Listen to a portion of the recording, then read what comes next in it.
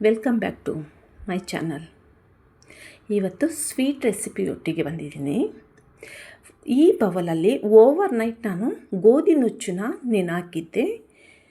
ಅದರಲ್ಲಿ 6 ಬವಲ್ ನಾನು ನೀರನ್ನ ತೊಗೊಂಡಿದ್ದೀನಿ. ಒಂದು ಕುಕ್ಕರಿಗೆ ನೀರು ಕುದಿಬೇಕಾದ್ರೆ ಓವರ್ ನೈಟ್ ನೆನೆಸಿರೋಂಥ ಗೋಧಿ ನುಚ್ಚನ್ನ ಹಾಕಿದ್ದೀನಿ. ನೆನೆಸಿರೋ ನೀರನ್ನು ಹಾಕಿದ್ದೀನಿ. ಅದಕ್ಕೆ ಒಂದು 2 ಬವಲ್ ಹಾಕಿದ್ದೀನೋ ನೆನೆಸ್ಬೇಕಾದ್ರೆ ಓವರ್ ನೈಟ್ ಅದನ್ನು ನೆನೆಸ್ಬೇಕು.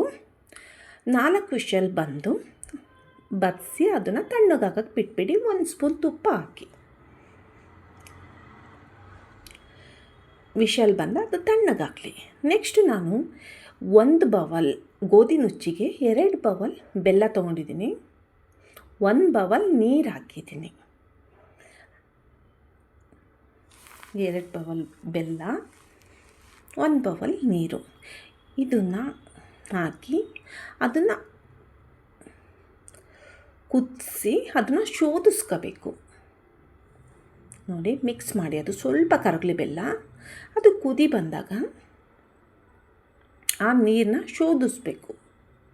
ಶೋಧಿಸಿ ಒಂದು ಕಡೆಗೆ ಅದನ್ನು ಪಕ್ಕಕ್ಕೆ ಎತ್ತಿಟ್ಕೊಳ್ಳಿ. ಅದನ್ನು ನೆಕ್ಸ್ಟ್ ನಾವು ತಣ್ಣಗಾಗಿದೆಯಲ್ಲ ವಿಷಲ್ ಬಂದು ಅದನ್ನು ಓಪನ್ ಮಾಡಿ ನೋಡಿ ಕರೆಕ್ಟ್ ಕನ್ಸಿಸ್ಟೆನ್ಸಿ ಇದೆ. ಬಟ್ ನಿಮಗೆ ಅನ್ನಿಸ್ಬೋದು ಇದು ತೆಳುವಿದೆ ಅಂತ, ಬಟ್ ತೆಳುವಿಲ್ಲ.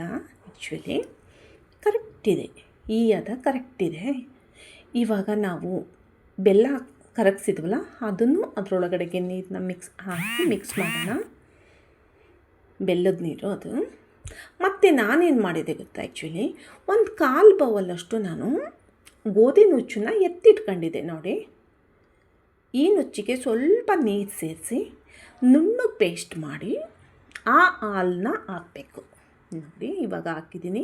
ಅದನ್ನು ಮಿಕ್ಸ್ ಮಾಡಿ. ಹೀಗೆ ಮಿಕ್ಸ್ ಮಾಡೋದ್ರಿಂದ ಕನ್ಸಿಸ್ಟೆನ್ಸಿ ಕರೆಕ್ಟಾಗಿ ಬರುತ್ತೆ. ನೆಕ್ಸ್ಟು ಡ್ರೈ ಫ್ರೂಟ್ಸ್ ನಿಮಗೆ ಎಷ್ಟು ಬೇಕಷ್ಟು ತುಪ್ಪ ಹಾಕಿ ಜಾಸ್ತಿ ಹಾಕಬೇಕು. ಡ್ರೈ ಫ್ರೂಟ್ಸ್ನ ಗೋಡಂಬಿ, ಬಾದಾಮಿ ಸ್ವಲ್ಪ ಫ್ರೈ ಆಗಲಿ.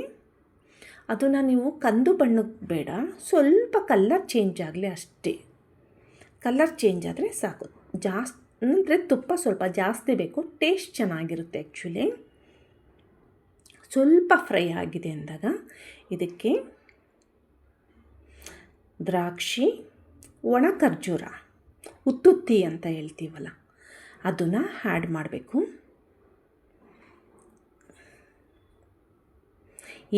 ಜಾಸ್ತಿ ಹಾಕಬೇಕು. ಆ್ಯಕ್ಚುಲಿ ಹಾಕಿದರೆ ಮಾತ್ರ ಇದು ಚೆನ್ನಾಗಿರುತ್ತೆ. ಮಧ್ಯದಲ್ಲಿ ಅದು ತಿನ್ನೋದಕ್ಕೆ ಸಿಕ್ಕಿದಾಗ ಎಂಥ ಮಜಾ ಇರುತ್ತೆ, ಅಷ್ಟು ಚೆನ್ನಾಗಿರುತ್ತೆ ಆ್ಯಕ್ಚುಲಿ.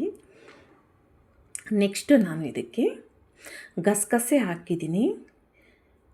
ನೋಡಿ, 1-2 ಸ್ಪೂನ್ ಹಾಕಿ. ಆ ಮಧ್ಯದಲ್ಲಿ ಆ ಕ್ರಂಚಿನೆಸ್ ಬರುತ್ತೆ, ಅದು ಸಿಗ್ತಾಯಿದ್ರೆ ತುಂಬ ಚೆನ್ನಾಗಿರುತ್ತೆ. ಗಸಗಸೆ ಹಾಕಿ, ಚೆನ್ನಾಗಿರುತ್ತೆ, ಒಳ್ಳೆಯದು ಅದು. ನೆಕ್ಸ್ಟು ನಾನು ಕೊಬ್ಬರಿನ ಜಾಸ್ತಿ 1 ಭಾಗ ಹಾಕಿದ್ದೀನಿ. ಆ್ಯಕ್ಚುಲಿ ಅರ್ಧ ಭಾಗ ಹಾಕಿದ್ದೀನಿ. ಆ್ಯಕ್ಚುಲಿ ಅಷ್ಟನ್ನು ಹಾಕಿ ಫ್ರೈ ಮಾಡಿ, ಸ್ವಲ್ಪ ಫ್ರೈ ಮಾಡಿ.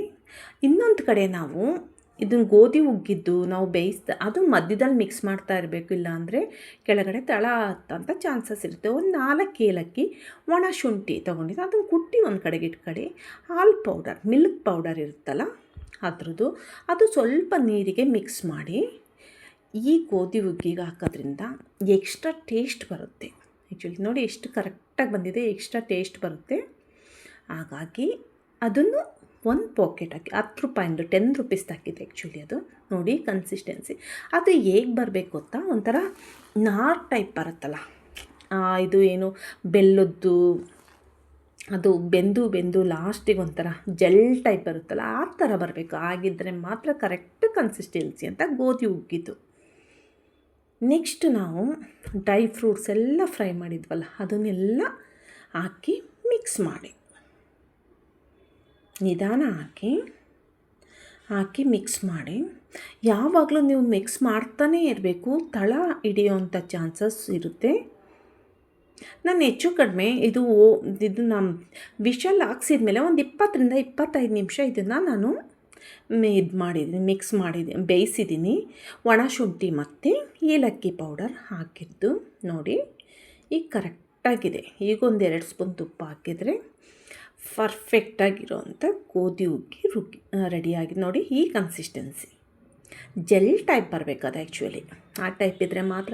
ಒಬ್ಬೊಬ್ಬರು ತೆಳು ಮಾಡ್ತಾರೆ, ಬಟ್ ಅದು ಆ ಕನ್ಸಿಸ್ಟೆನ್ಸಿ ಚೆನ್ನಾಗಿರಲ್ಲ. ಬಟ್ ಇದು ಚೆನ್ನಾಗಿರುತ್ತೆ ಟೇಸ್ಟ್ ವೈಸ್. ನೋಡಿ, ಒಂದೊಂದು ಸ್ಪೂನ್ ತುಪ್ಪ ಹಾಕಿ ತಿಂದರೆ ಎಷ್ಟು ಚೆನ್ನಾಗಿರುತ್ತೆ ಗೊತ್ತಾ. ನಿಮಗೇನಾದರೂ ಕೊನೆಗೇನಾದರೂ ಗಟ್ಟಿ ಆಗುತ್ತೆ ಹಾಗೆ ಹೀಗೆ ಅಂದರೆ ಸ್ವಲ್ಪ ಹಾಲು ಮಿಕ್ಸ್ ಮಾಡಿ ಬಿಸಿ ಮಾಡ್ಕೊಂಡು ತಿನ್ನಿ. ಬೆಲ್ಲ ಮಾತ್ರ ಸ್ವೀಟ್ನೆಸ್ ನನಗೆ 2 ಬೌಲ್ ಹಾಕಿದ್ರೆ, ನಿಮಗೆ ಸ್ವಲ್ಪ ಸ್ವೀಟ್ ಬೇಕು ಅಂದರೆ 2.5 ಬೌಲ್ ಬೇಕಾದರೂ ಹಾಕ್ಬೋದು. ನೋಡಿ, ಕರೆಕ್ಟ್ ಕನ್ಸಿಸ್ಟೆನ್ಸಿಲಿ ತುಂಬ ರುಚಿಯಾಗಿದೆ. ನಿಜವಾಗ್ಲೂ ಮಿಸ್ ಮಾಡಬೇಡಿ ಈ ಡಿಶ್ನ. ಕರೆಕ್ಟಾಗಿ ಬಂದಿದೆ. ನೀವು ಫಿದಾ ಆಗಿಬಿಡ್ತೀರ ಈ ಸ್ವೀಟ್ನ ಮಾಡಿ ತಿಂದರೆ. ನಿಜವಾಗ್ಲೂ ದಾವಣಗೆರೆ ಸೈಡು, ಉತ್ತರ ಕರ್ನಾಟಕ ಸೈಡು ತುಂಬ ಚೆನ್ನಾಗಿ ಮಾಡ್ತಾರೆ ಈ ಗೋಧಿ ಹುಗ್ಗಿನ.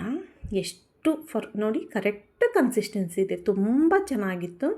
ಆ್ಯಕ್ಚುಲಿ ನಾನು ಇಷ್ಟೊಂದು ಹೇಳ್ತಾ ಇದ್ದೀನಿ ಅಂದರೆ ಅದೆಷ್ಟು ಚೆನ್ನಾಗಿ, ಅಷ್ಟು ಚೆನ್ನಾಗಿತ್ತು ಆ್ಯಕ್ಚುಲಿ ಈ ಡಿಶ್. ಮಿಸ್ ಮಾಡ್ಕೋಬೇಡಿ. Thank you for watching.